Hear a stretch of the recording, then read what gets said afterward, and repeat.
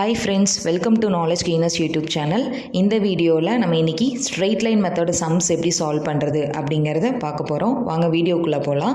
நீங்கள் இன்னும் straight line method அப்படின்னா உங்களுக்கு என்னன்னு தெரியாது, அதை பற்றி தியரட்டிக்கலாக தெரிஞ்சுக்கணும் அப்படின்னா அந்த வீடியோவோட லிங்க் நான் டிஸ்கிரிப்ஷனில் கொடுத்துருக்கேன். நீங்கள் அந்த வீடியோ பார்த்துட்டு அதுக்கப்புறம் சம்ஸ் எப்படி சால்வ் பண்ணுறது அப்படிங்கிற இந்த வீடியோ பாருங்கள். ஸ்ட்ரெயிட் லைன் மெத்தடுக்கு டிப்ரிசியேஷன் கால்குலேட் பண்ணுறதுக்கு formula cost of the fixed assets minus estimated scrap value divided by number of years of expected life. அதாவது எல்லா சம்லையும் நம்மளுக்கு டைரக்டாக டிப்ரிசியேஷன் கொடுக்க மாட்டாங்க.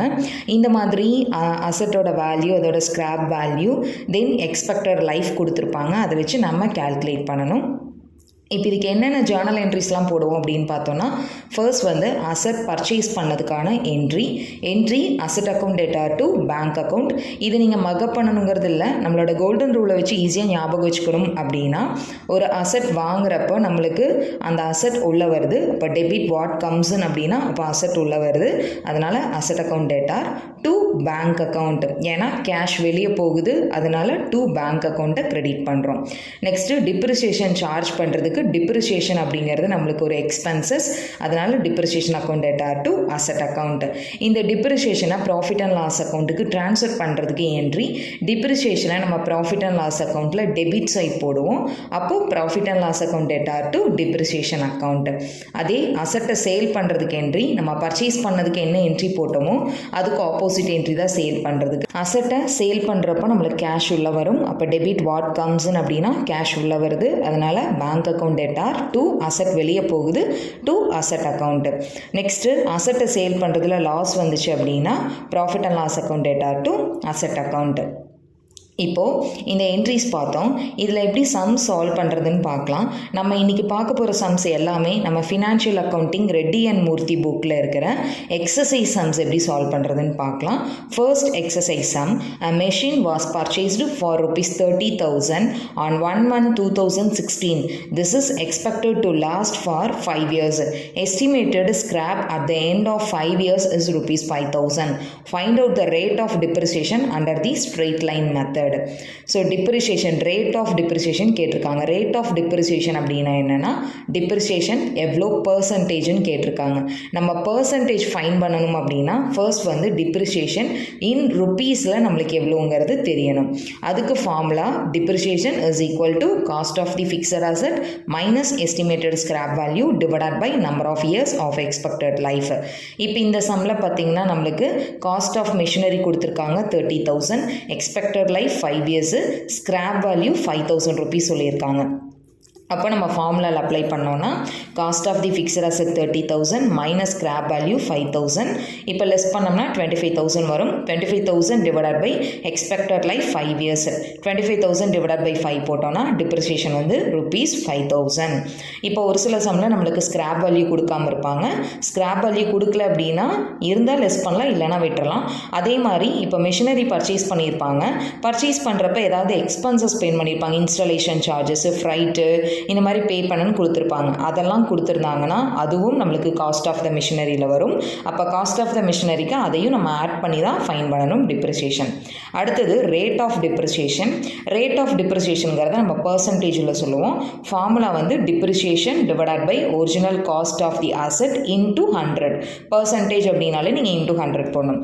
இப்போ இந்த சம்மில் depreciation 5,000 divided by original cost வந்து 30,000 இன்டூ 100 போட்டோம்னா நம்மளுக்கு ரேட் ஆஃப் டிப்ரிசியேஷன் 16.67%.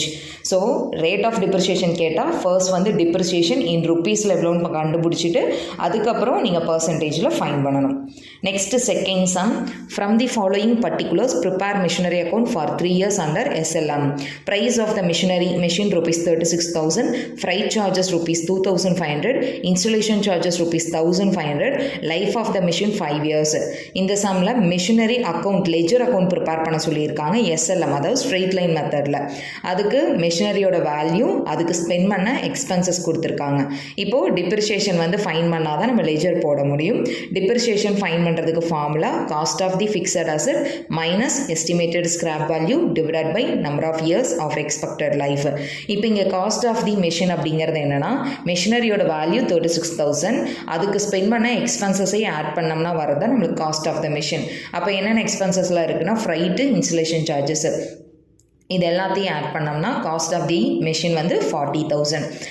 அப்போ இப்போ நம்ம ஃபார்முலாவில் அப்ளை பண்ணோம்னா cost of the fixed asset 40,000 minus இந்த சம்மில் ஸ்கிராப் வேல்யூ இல்லை, அப்போ அது வராது, divided by expected life 5 years. அப்போ 40,000 டிவைடட் பை 5 இயர்ஸ் போட்டோம்னா டிப்ரிசியேஷன் வந்து 8,000 வரும். இதே உங்களுக்கு பர்சன்டேஜில் இது அப்படியே இந்த 8,000 ருப்பி வேல்யூ இல்லைன்னா அப்போ பர்சன்டேஜ் அப்படின்னு கண்டுபிடிக்கணும்னா as it is rate of depreciation ஃபார்முலாவில் அப்ளை பண்ணுங்கள். Depreciation divided by original cost of the machine, depreciation 8,000 divided by original cost 40,000 into 100 போட்டிங்கன்னா 20% வரும். இப்போது மிஷினரி அக்கௌண்ட்டு ஃபர்ஸ்ட் வந்து மிஷினரி பர்ச்சேஸ் பண்ணதுக்கு என்ன என்ட்ரி வரும்னா machinery account debtor to bank account. நம்ம போடுறது மிஷினரி அக்கௌண்ட் லெஜரு, மிஷினரி டெபிட்டில் இருக்குது அப்படின்னா அப்போ அதோட ஆப்போசிட் என்ட்ரி டெபிட்டில் வரும். So to bank account 40,000. அடுத்தது மிஷினரி வாங்குகிறோம் அப்படின்னா வாங்கின உடனே அடுத்தது என்ன நடக்கும்னா டிப்ரிசியேஷன் சார்ஜ் பண்ணுவோம். டிப்ரிசியேஷன் சார்ஜ் பண்ணுறதுக்கு entry depreciation account debtor to machinery account. Depreciation வந்து எக்ஸ்பென்சஸ், அதனால் டெபிட் பண்ணுறோம். நம்ம இங்கே மிஷினரி அக்கௌண்ட் ப்ரிப்பேர் பண்ணுறோம். மிஷினரி அக்கௌண்ட் நம்ம என்ட்ரியில் கிரெடிட்டில் இருக்குது, அப்போ டிப்ரிசியேஷன் அக்கௌண்ட்டும் கிரெடிட்டில் வரும். பை டிப்ரிசியேஷன் அக்கௌண்ட் எவ்வளோ டிப்ரிசியேஷனா 8,000. இப்போ இது மட்டும்தான் வரும். அட்ஜஸ்ட் பண்ணோம்னா பேலன்ஸ் கேரி டவுன் 32,000. இது அடுத்த வருஷத்துக்கு ப்ராட் டவுன் பண்ணுங்கள். செகண்ட் இயருக்கும் அதே 8,000 தான் depreciation. By depreciation account 8,000, balance carry down 24,000 வரும். தேர்ட் இயருக்கு அதை ப்ராட் டவுன் பண்ணிவிட்டு third year depreciation by depreciation account 8,000, balance carry down வந்து 16,000 வரும். ஸோ அப்போ வந்து மிஷினரியோட தேர்ட் இயரோட எண்டில் மிஷினரியோட பேலன்ஸ் எவ்வளோனா 16,000. Next third sum, from the following information calculate the amount of depreciation for 1 year under straight line method, furniture, plant, cost, turn in value, estimated life. 2 asset கொடுத்து 2 அசெட்டுக்கும் ஒரு வருஷத்துக்கு depreciation calculate பண்ண சொல்லியிருக்காங்க. அப்போது depreciation formula cost of the fixed asset minus estimated scrap value divided by number of years of expected life. Cost of the fixed asset ஃபர்னிச்சரோட value 1,46,400.